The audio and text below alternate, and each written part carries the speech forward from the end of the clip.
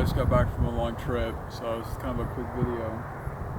But something I was thinking about was certainty and consistency and how that plays into our faith.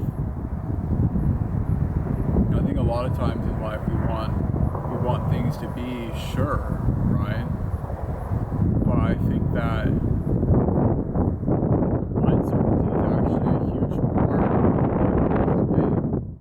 In Hebrews chapter 11 verse 1, when Paul tries to describe faith, he says that it's the substance of things hoped for, right? Those things that we don't have but we want, or that we could have.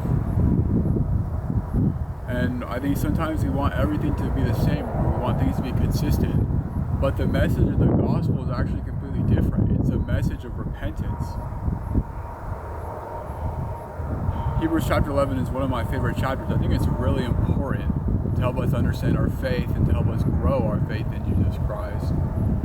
But in verses 5, it talks about Enoch and his translation. It says that before he was translated, he had this testimony, that he pleased God.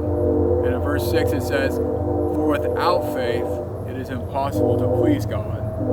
For anyone who comes to him must believe that he is, and he's a rewarder of them that diligently seek him." And then getting on more to the topic of uncertainty, in verses 8 and 9, first it talks about Noah, who, being warned of God of things not seen as yet, moved with fear and prepared an ark. And then the next verse it says that when God called out to Abraham, he told him that he was going to go to a strange place that he would receive for an inheritance that he would never live in.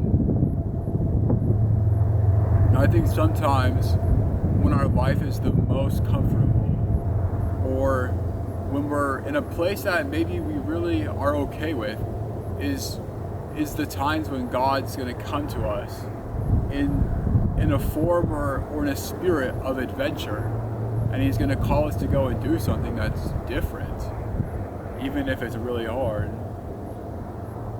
Anyway, I've got work in about 5 hours. Like I said, I just got off a flight, but that's just what I've been thinking about.